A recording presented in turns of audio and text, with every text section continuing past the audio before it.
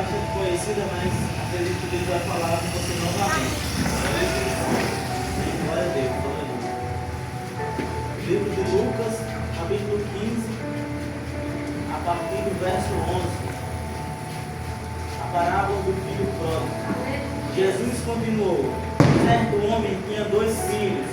O mais moço deles disse ao pai: Pai, eu quero que o Senhor me dê a parte dos meus bens, que me cabe. E o pai repartiu o bem entre eles. Passados não muitos dias, o filho mais moço, ajuntando tudo que era seu, partiu para uma terra distante.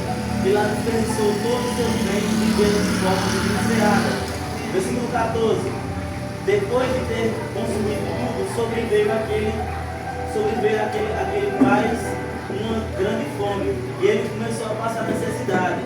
Então ele foi pedir trabalho a alguns cidadãos daquela terra, e este o mandou para campos a fim de cuidar dos porcos. Ali ele desejava se alimentar das alfarrobas que os porcos comiam, mas não lhe davam nada. Então caiu em si quantos trabalhadores que meu pai teve fome de fartura e eu ativamente fome. Eu não mais voltar para o meu pai e dizer: Pai, peguei contra Deus e diante do Senhor, já não sou digno de ser chamado filho. Trate-me como um dos seus trabalhadores. E arrumando-se foi para o pai. Via ele ainda longe quando o pai o avistou, compadecido dele, correndo, o abraçou e beijou. E o filho disse: Pai, peguei contra o Senhor. Pai, peguei contra Deus e diante do Senhor, já não sou mais digno de ser chamado de seu filho. O pai, porém, lhe disse aos seus servos: Tragam depressa a melhor roupa e o vistam nele, ponham um anel e nele sandálias nos pés. Tragam e matam um bezerro gordo, vamos comer e festejar, porque este filho estava morto e reviveu, estava perdido e foi achado. E começaram a festejar. Amém? Até aqui. Meus irmãos, essa é uma passagem bastante conhecida pela igreja, conhecida como a parábola do filho pródigo, que Jesus conta ao seu povo, ao povo que estava junto com ele, dizendo que certo homem tinha 2 filhos, e um desses filhos, meus irmãos, pediu a herança que cabia a ele. E aconteceu que o pai, ele repartiu a herança a cada um deles. E esse filho que recebeu a herança foi para uma terra distante e gastou tudo, meus irmãos. Viveu de uma forma desenfreada, viveu gastando tudo que ele tinha. E aconteceu, meus irmãos, que o dinheiro ele sempre acaba, não é verdade? E o dinheiro acabou. E ele chegou num ponto, meus irmãos, de passar necessidade. E foi arrumar emprego. E ele arrumou emprego, meus irmãos, justamente num dos campos lá por volta, a fim de cuidar dos porcos. E ele, quando estava entregando ali a lavagem dos porcos, né, ele desejou comer. Ele estava entregando o que sobrava para os porcos, ele desejou comer aquilo. Então, passado, meu irmão, essa necessidade, ele caiu em si e falou: se eu fosse um dos trabalhadores do meu pai, eu estaria comendo pão, eu não estava morrendo aqui de fome. E aconteceu que ele teve a ideia de ir lá para a casa do pai dele, meus irmãos, e ele foi com a ideia de dizer o seguinte: Pai, eu pequei contra Deus e diante do Senhor, já não sou mais digno de ser chamado de filho. Trate-me como um dos seus trabalhadores. E ele foi até o pai, pensando, meus irmãos, em dizer isso. E quando ele foi, meus irmãos, o pai, ele teve essa reação. Ele teve essa seguinte reação: traga depressa a melhor roupa, vistam neles, põe um anel deles, sandálias nos pés, e também matem um bezerro gordo, vamos comer e festejar. E essa parábola, meus irmãos, ela é conhecida justamente por isso, porque o filho, ele pediu a sua herança e foi e gastou. Acontece, meus irmãos, muitas vezes na igreja, que muitas pessoas, elas deixam de servir a Deus e vão servir aos seus próprios prazeres, se afastam e vão viver uma vida totalmente desenfreada, querendo ali realizar suas paixões, seus desejos, que foi o que aconteceu comigo, meus irmãos.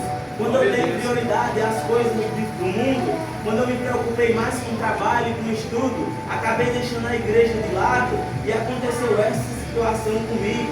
Eu vivi ali a vida do jeito que eu queria, não queria mais servir a Deus.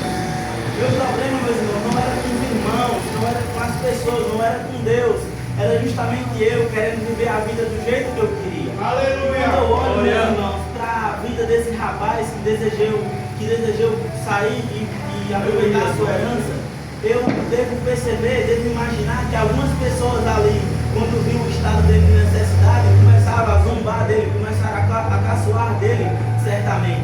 Que é o que acontece, meus irmãos, com as pessoas que se afastam do Evangelho. Muitas das vezes, outras pessoas, até nós mesmos, vamos olhar com um olhar torto para aqueles que se afastaram, costumamos olhar pessoas com desprezo, mas quando na verdade nós deveríamos ter a reação que o Pai teve.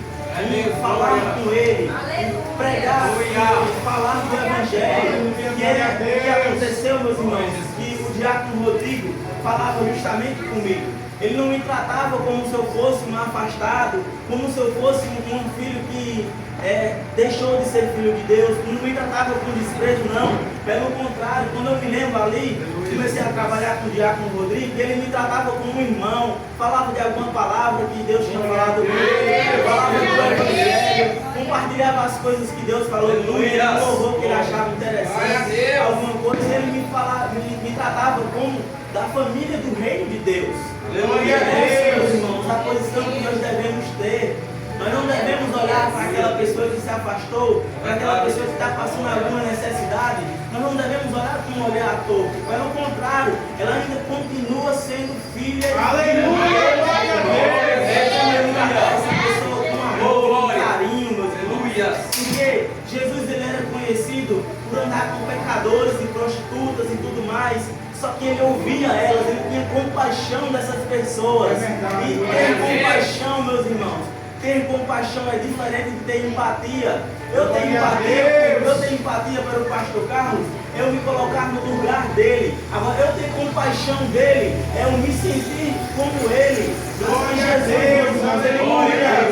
Essa característica, que é a característica que nós devemos ter. Quando nós vemos irmãos que decidiram se afastar e viver a sua vida do jeito que quer, a gente deve ouvi-lo, mas também deve lembrar a ele que ele também é filho de Deus. Aleluia! E ele também é nosso irmão em Cristo. É verdade, glória a Deus. Porque muitas das vezes as pessoas se afastam e nós costumamos achar que elas estão se perdendo, mas quando na verdade a pessoa aí está passando pelo processo ali da conversão, de ficar firmado. Muitas das vezes a pessoa está se achando na fé, está passando por provações. E nós temos que estar ali oferecendo apoio, orando. Oh, aleluia! E é dessa forma, meus irmãos, que nós devemos agir, amém? E eu lembro dessa passagem, eu lembrei disso, e que nós devemos tratar os nossos irmãos que se afastaram, ou que pararam de vir para a igreja, pararam de ficar em comunhão juntamente com a gente, com muito amor e misericórdia, amém? Agradeço a